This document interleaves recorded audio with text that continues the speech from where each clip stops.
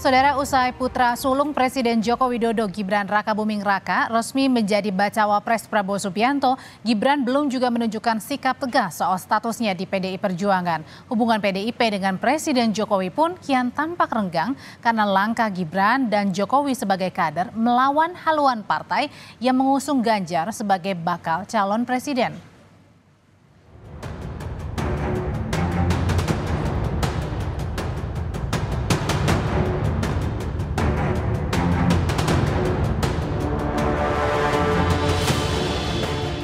Bakal Cawapres 2024 yang juga Wali Kota Solo, Gibran Rakabuming Raka menyebut sudah menerima surat permintaan pengunduran diri dan pengembalian kartu tanda anggota PDI Perjuangan yang dikirimkan Ketua DPC PDIP Solo FX Hadi Rudiatmo.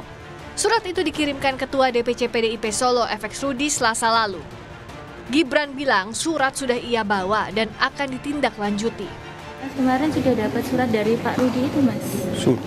Sudah saya bawa, nggih. Makasih, nggih. Untuk jawabannya gimana, Mas? Untuk nanti akan kami tindak lanjuti, nggih.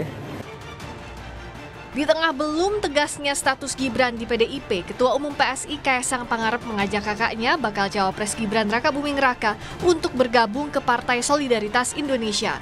Kaisang mengungkap jawaban singkat Gibran saat ditawari masuk PSI. Ia hanya menyebut ya dan tidak menjelaskan kelanjutannya. Gimana Mas jawabannya? Jawabannya gimana? Ya tahu Pak Wali Kota kan seperti itu. Mas mau nggak Mas Wali? Ya Mak ya. Tapi kan ya udah begitu. Sebelumnya dalam keterangan tertulis, Sekjen PDI Perjuangan Hasto Kristianto mengungkapkan kekecewaan partainya pasca Gibran resmi jadi cawapres Prabowo. PDIP sebut kecewa ditinggalkan Jokowi dan keluarga setelah memberikan keistimewaan begitu besar kepada kader yang jadi kepala negara itu. Kami begitu mencintai dan memberikan privilege yang begitu besar kepada Presiden Jokowi dan keluarga, namun kami ditinggalkan karena masih ada permintaan lain yang berpotensi melanggar pranata kebaikan dan konstitusi. Usai putra sulung Presiden Joko Widodo Gibran Rakabuming resmi menjadi bacawa pres Prabowo Subianto, Gibran belum menunjukkan sikap tegas soal statusnya di PDI Perjuangan. Hubungan PDIP, terutama Ketua Umum PDI Perjuangan Megawati Soekarno Putri dengan Presiden Jokowi pun kini tampak renggang karena langkah Gibran dan Jokowi sebagai kader melawan haluan keputusan partai yang mengusung Ganjar sebagai bakal calon presiden. Tim Liputan Kompas TV.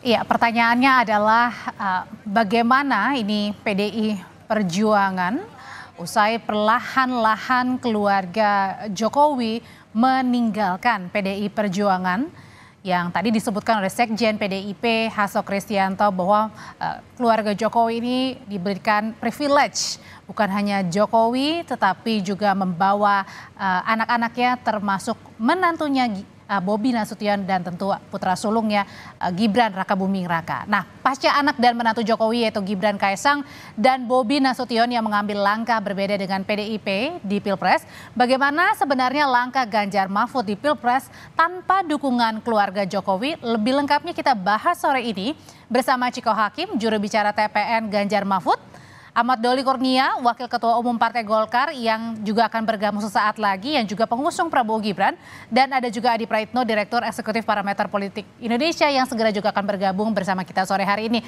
Saya yang pertama mau ke PDI Perjuangan dulu, Mas Ciko. Mas Ciko, ini langkah Mas Gibran yang hingga sekarang belum juga kembalikan KTA PDIP. Gimana sih sebenarnya sikap dari TPN ini? Sikap dari TPN tentu sama sekali tidak, ini bukan masalah untuk TPN, tapi lebih ke hubungan PDI Perjuangan sebagai parpol dengan saudara Gibran. Dan kami sudah disebutkan tadi bahwa surat sudah dilayangkan oleh Ketua DPC Surakarta, Pak Rudi, untuk saudara Gibran mengundurkan diri karena dia sudah mencawapreskan diri melalui jalur yang bukan jalur partai kami. Jadi kita menunggu aja lah. Kalau ditanya apakah ini menjadi pukulan buat TPN Ganjar Mahfud, kami sebenarnya sudah selesai tentang sikap Pak Jokowi yang kami sudah anggap sudah tidak bersama kami lagi. Jadi kami sudah siap untuk memenangkan Pilpres ini dengan atau tanpa Pak Jokowi mendukung Pak Ganjar. Jadi ini bukan pertanyaan yang baru lagi buat kami, karena kami sudah mempersiapkan segalanya untuk memenangkan ini, dan memang dalam visi dan misi kami maupun strategi-strategi kami tidak pernah memasukkan unsur dukungan dari Presiden Jokowi sendiri. Jadi 100% ini pemenangan Ganjar Mahfud, tim TPN-nya ini sudah bisa jalan tanpa restu atau tanpa dukungan keluarga Jokowi? Betul sekali. Itu tidak pernah menjadi bagian dari the equation di dalam strategi kami. Saya mau ke Koalisi Indonesia Maju, Bang Doli. Bang Doli, sebenarnya siapa saja sih keluarga dari Pak Jokowi ini yang sudah merapatkan dukungan barisan untuk mendukung Prabowo Gibran? Kami sebetulnya sedang mengkonfirmasi ya, kalau bicara tentang soal tim atau TKN KIM, itu saat ini sedang menyusun nama-nama baik di tingkat nasional maupun di tingkat daerah-daerah gitu. Jadi sampai sekarang ini kami belum bisa menyampaikan secara terbuka siapa-siapa saja, tetapi saya kira kami tentu punya keyakinan ya dengan ditunjuknya atau kami putuskan ya Saudara Gibran menjadi calon wakil presiden, tentu semua bagian yang terikat dengan Saudara Gibran ya pasti juga akan menjadi bagian dari tim. Maksudnya keluarga besarnya termasuk Bobi Nasution misalnya juga masih kader PDI Perjuangan? Ya, kami berharap seperti itu karena kan memang kita ingin menuju kontestasi ini dalam kekuatan penuh dan untuk menang gitu. Jadi semua potensi yang kita anggap penting, apalagi itu punya hubungan-hubungan dekat, kan agak sulit kan kalau misalnya punya hubungan keluarga yang berbeda jalur atau pandangan atau sikap politiknya. Tentu kita berharap semuanya menjadi satu mendukung Saudara Gibran. Oke, Mas Adi, dengan PDIP yang ditinggalkan Jokowi ya, khususnya untuk pemenangan Ganjar Mahfud ini, apakah itu artinya bahwa dengan restunya Pak Jokowi ke Prabowo dan juga Gibran, ini bisa dibilang bahwa akan menang begitu Prabowo Gibran begitu? Bisa ditentukan seperti itu? Ya, saya kira saya tidak mau mendahului takdir Tuhan, Audrey. Kalau soal siapa yang menang tentu saja nanti akan diputuskan tanggal 14 Februari, minimal sejam 2 jam setelah pemungutan suara di TPS biasanya sudah mulai muncul quick count yang berikan elektoral. Tapi baca kekuatan politik per hari ini, yang satu ya bahwa akan mungkin terjadi 2 putaran, bisa mendapatkan suara 50% plus 1, itu agak rumit sebenarnya memenangkan 1 putaran. Dan bahkan kalau kita melihat di putaran kedua itu sangat mungkin terjadi head to head antara Prabowo Subianto dan Ganjar Pranowo yang saya kira memang selisih elektabilitasnya. Mas Adi, mohon maaf sambil diperbaiki saluran komunikasinya, saya mau ke pertanyaan ke berikutnya. Kalau saat ini untuk elektabilitas bagi masing-masing baca pres nih di Jawa Timur dan juga Jawa Tengah gimana? Mas Adi? Tampaknya masih terputus saluran komunikasinya. Oke, saya langsung ke Mas Chiko. Mas Chiko, saat ini dari tim TPN sendiri fokusnya kemana aja sih? Terutama Jawa Tengah, Jawa Timur, atau gimana sekarang fokusnya ini untuk memenangkan? Kami fokus tentunya ke seluruh daerah, tapi justru di daerah Jawa Tengah di mana itu menjadi kandang banteng sebagai salah satu partai utama yang mendukung pasangan Ganjar dan Pak Mahfud, kami merasa itu juga harus tetap kita perhatikan. Dan di Jawa Timur sendiri juga kami cukup kuat, tapi fokus-fokus yang untuk perbaikan suara atau untuk mendongkrak suara kami di Jakarta, Banten maupun Jawa Barat juga kami menjadi fokus kami. Dan alhamdulillah canvassing di Jakarta, Banten maupun Jawa Barat sudah mencapai sekitar 50% dari target 20% jumlah rumah yang ada di 3 provinsi tersebut. Jadi kami sangat optimis kok untuk memenangkan Pilpres ini. Ya mudah-mudahan insya Allah 1 putaran, tapi kalau kata pengamat-pengamat sepertinya tidak mungkin 1 putaran, ya kalau begitu 2 putaran. Oke, kalau dari Koalisi Indonesia Maju, Bang Doli, fokusnya apa nih? Kalau tadi kan di Jawa Tengah, Jawa Timur untuk pemenangan Ganjar Mahfud? Ya, kita Apakah kan itu juga sama nggak nih? ya kita kan punya koalisi yang relatif cukup besar ya. Jadi sekarang pekerjaan yang kita lakukan adalah bagaimana masing-masing partai ya sebelum kita mendaftarkan diri secara resmi TKN itu siapa-siapa saja yang terlibat dan jaringan seperti apa. Kita juga fokus kepada jaringan masing-masing partai politik ya bekerja sambil seluruh potensi baik itu struktur partai masing-masing terus kemudian para calegnya ya selain mensosialisasikan dirinya apalagi hari ini kan sudah diumumkan DCT ya pada masing-masing. Nah, kita tugaskan juga mereka sudah mulai ikut bersosialisasi terkait dengan Pilpres. Nah, fokus daerahnya ya tentu semuanya kita masing-masing punya daerah pembinaan ya. Tetapi kan kalau kita lihat pemetaan konfigurasi jumlah penduduk, besarannya segala macam, memang kan sebagian besar ya pemilih itu kan ada di Jawa. Tentu kita tidak bisa meninggalkan atau saya kira fokus utamanya juga sama dengan kekuatan tim pemenang yang lain itu Jawa Tengah, Jawa Timur, Jawa Barat ya. Saya kira itu juga menjadi fokus dan itu juga kita kerjakan bersama-sama dengan anggota Koalisi Indonesia Maju yang lain. Dan kalau gitu dengan masuknya keluarga Jokowi ke pemenangan dari Prabowo Gibran, ini bagaimana elektabilitas dari Prabowo Gibran? Mas Adi, tahan dulu, nanti kita akan jawab usai jeda, tetaplah bersama kami di Kompas Petang. Sekarang saya mau dengar pendapatnya Mas Adi. Mas Adi, ini gimana elektabilitas bagi Prabowo dan Gibran usai bisa dibilang penuh ya keluarga Jokowi ini mendukung Prabowo Gibran di Pilpres? Ya, kalau dulu kita melihat elektabilitas Prabowo Subianto kalau dipasangkan dengan Erick Thohir itu relatif signifikan, Audrey. Tapi memang sentimen negatif ketika Mas Gibran Rakabuming Raka diumumkan sebagai pendamping Prabowo ini relatif tidak terlampau signifikan ya. Artinya sebenarnya kalau kita membaca angka-angka survei, Prabowo itu lebih kuat dengan Erick Thohir ketimbang Mas Gibran Rakabuming Raka. Publik kan kemudian bertanya-tanya apakah ketika Gibran menjadi pendamping Prabowo Subianto, ini otomatis pengaruh Jokowi akan berdampak secara signifikan. Kalau kita membaca ini dengan argumen sederhana, mungkin iya, seakan-akan elektabilitas Pak Jokowi, approval rating Pak Jokowi yang tinggi itu bisa diwariskan. Tapi kalau melihat angka-angka per hari ini ternyata tidak terlampau muncul secara signifikan, karena memang sentimen negatifnya masih belum bisa dihilangkan oleh kubunya Bang Doli dan kawan-kawan. Ya, pertama setelah pasca keputusan Mahkamah Konstitusi, dan dinilai ini ada semacam karpet merah ya untuk memuluskan salah satu pihak tertentu itu Audrey. Dan yang kedua, kalau dalam simulasi head to head antara Prabowo Subianto Gibran dan Ganjar Pranowo Mahfud, memang selisihnya cukup tipis ya di kisaran angka 2 atau 3%. Dalam logika survei ini masih dalam rentan margin of error. Jadi tidak boleh ada yang bisa mengklaim siapa yang kalah dan kemudian bisa mengklaim paling benar. Oleh karena itu 3 bulan waktu tersisa inilah yang sebenarnya akan menjadi pertaruhan politik yang sesungguhnya. Kira-kira siapa yang akan memainkan isu yang signifikan dan itu berdampak secara signifikan. Dan karena belum mulai kampanye juga ya. Betul, dan pada saat yang bersamaan memang serangan daratnya seperti yang disampaikan oleh Bang Doli, Bang Ciko juga turut menentukan.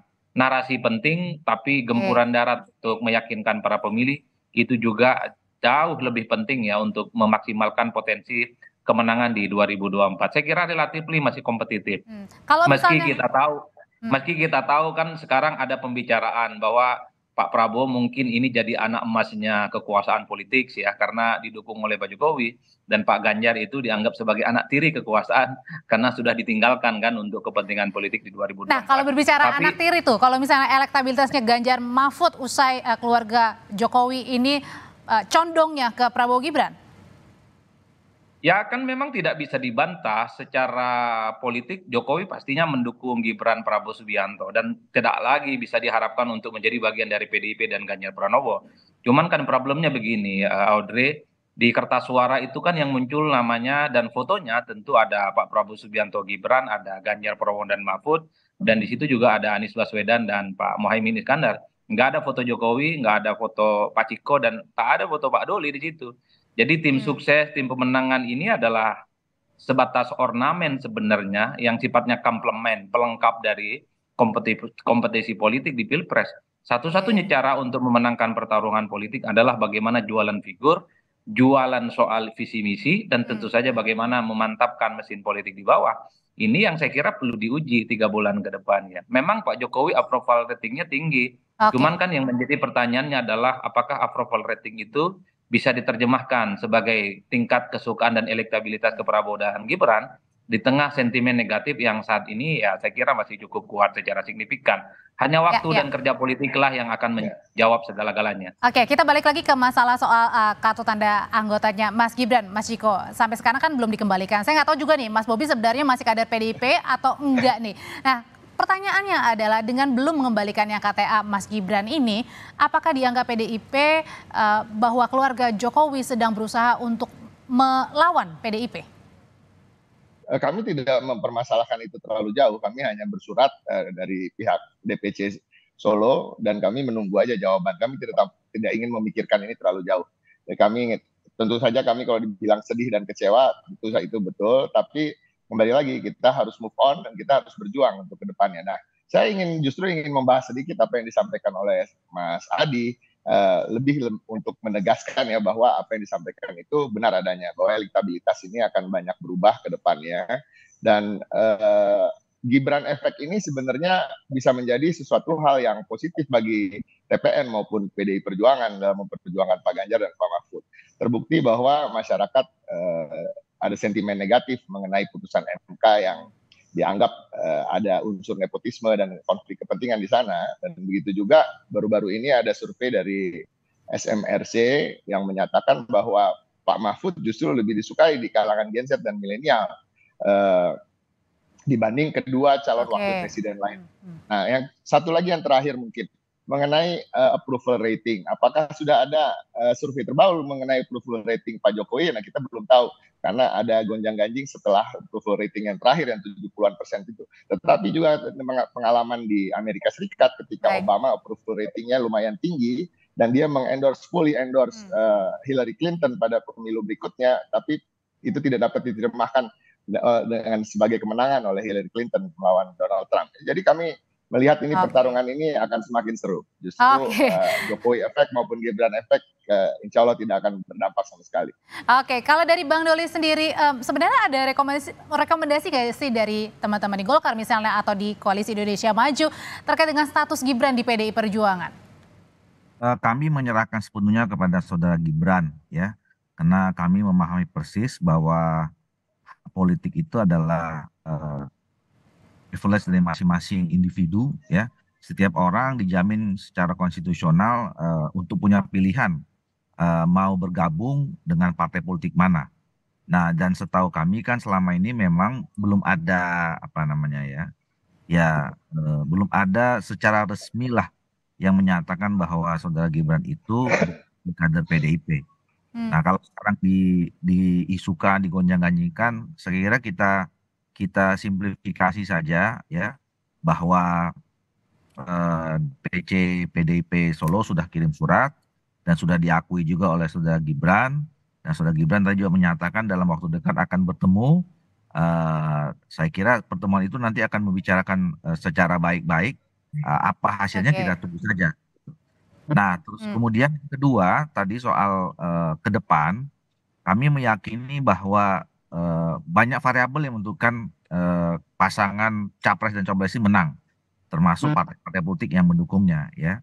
Saya sepakat bahwa figur capres itu menjadi satu kekuatan utama, bahkan figur kekuatan di cawapres, tetapi juga kerja-kerja politik, tim kerja politik, partai politik, pendukung dan segala macam itu juga menentukan, dan tentu adalah strategi-strategi yang dimunculkan ya, termasuk soal visi misi yang ditawarkan oleh. Berarti masing-masing masih optimis ya untuk menang ya, baik Prabowo Gibran maupun juga tim pemenangan dari Ganjar Mahfud. Saya kembali ke Mas Adi lagi. Mas Adi, soalnya kita kembali lagi masalah masih tentang kartu tanda anggota nih. Sebenarnya dari keluarga Jokowi sendiri, misalnya Mas Gibran yang belum memberikan KTA-nya, mengembalikan KTA-nya, itu juga apakah bisa dibilang merupakan bentuk perlawanan keluarga Jokowi kepada PDI Perjuangan yang dibilang oleh Sekjen PDIP bahwa sudah diberikan privilege? Ya, saya kira itu soal bagaimana keputusan politik PDIP ya. Tapi kalau dilihat perlawanan sepertinya rasa-rasanya agak sulit untuk mencari argumentasi. Paling mungkin kalau saya yang melihat dari jauh, ini semacam keinginan politik dari Jokowi dan keluarga besarnya yang berbeda dari keinginan politik PDIP. Nah, ini yang disebut dengan tidak sesuai dengan fatsun partainya. Jadi sekalipun Gibran itu maju bersandingan dengan Prabowo Subianto, tapi rasa-rasanya kalau tidak dipecat atau tidak diminta kartu anggotanya, sepertinya Gibran dan Pak Jokowi terus ingin menjadi bagian dari PDIP. Nah, ini rumitnya, Audrey. Satu sisi Jokowi juga punya preferensi dan keinginan politik yang berbeda dari PDIP, tapi kan PDIP selalu mengatakan bahwa siapapun yang merasa kader PDIP harus tegak lurus dengan keputusan politik mereka yang diluruskan. Kenapa ini gonjang-ganjing yang nggak selesai bagi saya? Artinya ini masih bisa jalan terus berlanjut sampai ke depan nih? Ini betul, karena ini menyangkut presiden, ini juga menyangkut PDIP, karena ini sangat terkait dengan kalau ada orang atau ada partai yang kemudian merasa dizulimi, ini akan mendapatkan insentif politik yang luar biasa, Audrey. Kalau PDIP memecat Gibran dan Jokowi, ya saya kira Pak Jokowi dan Gibran akan mendapatkan aplaus bahwa PDIP dinilai sebagai partai politik yang baper tak memberikan kesempatan kepada kader yang lain. Secara etika politik, Mas Adi, ini layak dicontoh nggak peristiwa seperti ini atau tidak? Ya, kan bagi saya pengembalian kartu anggota itu hanya sebatas formalitas. Kalau bicara tentang kepentingan hati dan pikirannya, Jokowi dan PDIP sudah wassalam, sudah goodbye, nggak bisa lagi itu diselamatkan. Inilah yang saya kira tanpa dipecat sekalipun sebenarnya ya Gibran ataupun Pak Jokowi sudah tak dianggap sebagai bagian dari PDIP. Jadi dikembalikan ataupun tak dikembalikan bagi saya sudah nggak relevan karena ini menyangkut strategi dan komunikasi politik. Kalau kemudian Jokowi ataupun Gibran meninggalkan PDIP dengan kartu anggotanya dikembalikan, tentu ini akan dicap sebagai keputusan politik yang meninggalkan PDIP. Begitupun PDIP tak mau memecat, ini tarik ulur aja sebenarnya sampai kiamat, rasa-rasanya agak sulit ini.